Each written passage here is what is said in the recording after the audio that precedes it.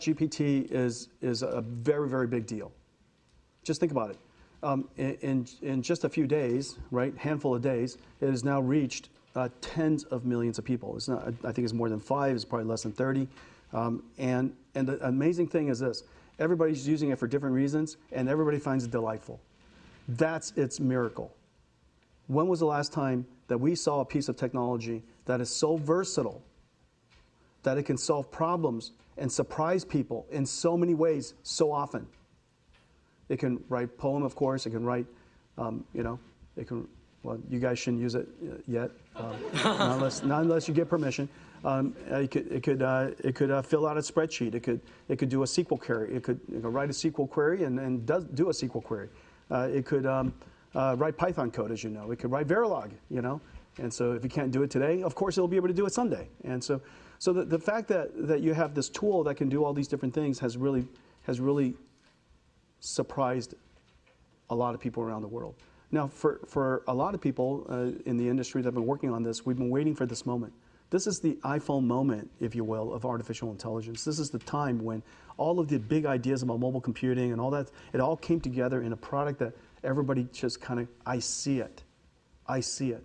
I can now use this as an API, and I connect it to a spreadsheet. I connect it to PowerPoint. I connect it to a drawing program. I connect it to a photo editing program. It'll make everything better.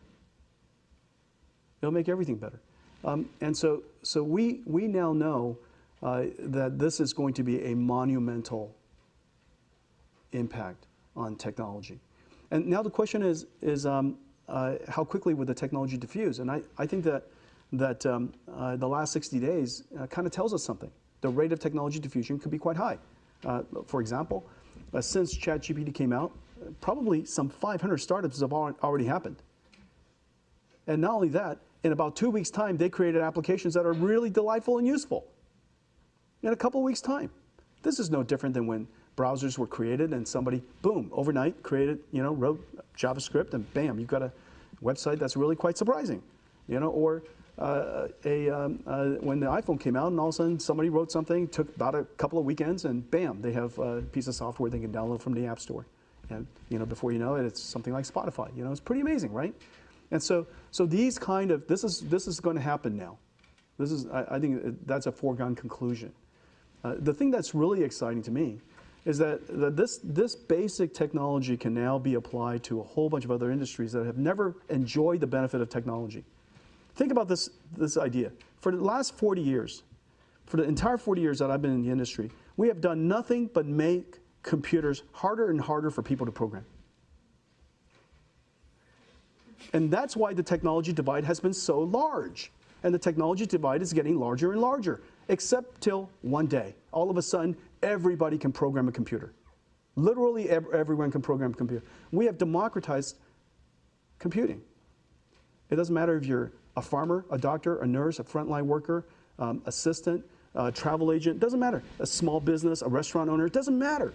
Everybody is now a programmer. Isn't that right? You just have to prompt this thing to write a program for you, to do something for you, automate something for you. We have done, what OpenAI has done and what the team over there has done genuinely is one of the greatest things that has ever been done for computing. We have democratized computing in a very, very large way. And so I'm very, very excited about that. And so I'm excited about the prospects of it, of course, as you can tell. Now the question is how is it going to impact healthcare? How's it going to impact transportation? How's it going to impact retail, logistics? How's it going to impact manufacturing? The other $100 trillion industry that is today largely not served by technology. Computing industry is tiny compared to the world's industry. It's like $100 trillion. It's giant. And so we could do something now. Thank you.